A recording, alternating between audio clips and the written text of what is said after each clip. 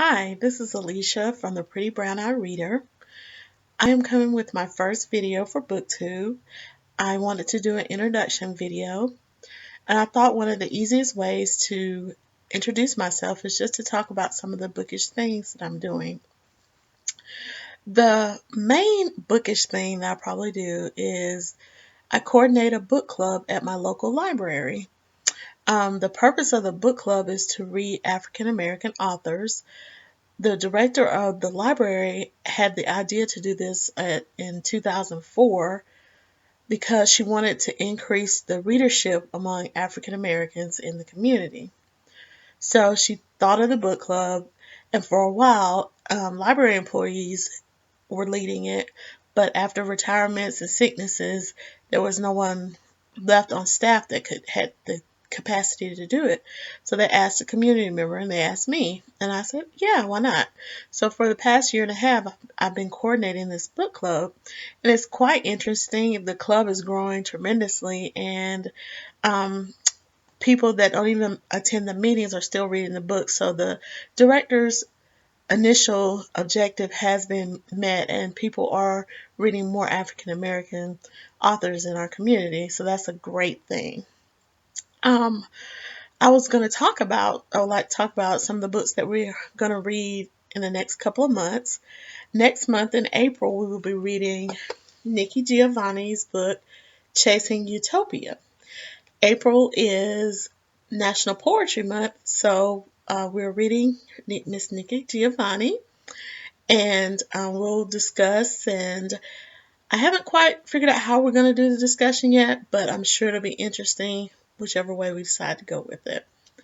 Then in May, we're going to read Toni Morrison, and we're going to read Home by Toni Morrison. Surprisingly, since the book club has been going since 2004, they have never read Toni Morrison. And when I was looking over the list, I said, really? No Toni Morrison? So the group decided they would like to read Toni Morrison, but they told me a caveat. It had to be a short book and one that they could understand.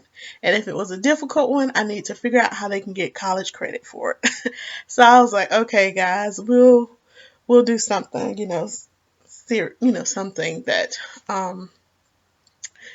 that is short, and you can get a something short that they would be able to read within a month's time. But I was able to get the book a little ahead, so they actually have 2 months to read the book. So hopefully there'll be no complaints about Toni Morrison.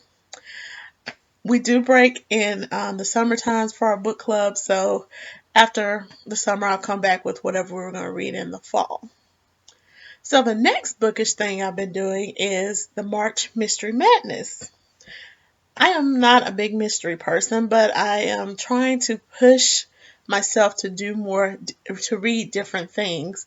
And so when I saw Troy and Lizzie's video, and I'll link those below, I decided I would participate, and it has been fun going on Goodreads and participating in discussion boards has been a lot of fun.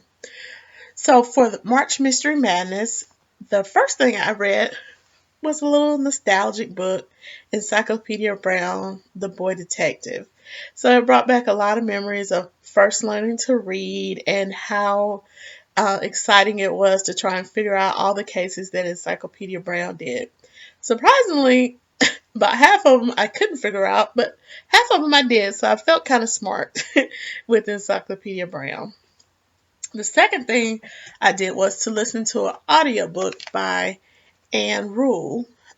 This one is Mortal Danger, and I love true crime TV, but I've never read I take that back. I have read one true crime novel, and that's In Cold Blood by Truman Capote, but I had no clue about that genre. So when I read Troy's posting on Goodreads, I said, let me try Anne Rule. And so I was able to find this audiobook, and I listened to it at work, and it was very, very chilling. And she does a great job with researching the whole aspect of the cases.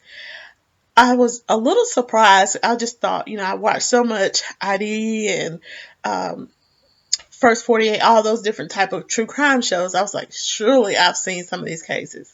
Never heard of them. So that was very, very interesting to read her, well, listen to her book. And I plan to read or listen to more Ann Rule. I really enjoyed it and look for more true crime authors.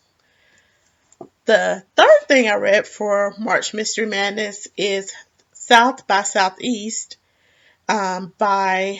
presented by Blair Underwood. I had tried to read the first book in this series and was not impressed. I did make it through this book. The main reason I made it through the book was because they have a suggested playlist at the beginning of the book. So I would listen to the playlist and read along.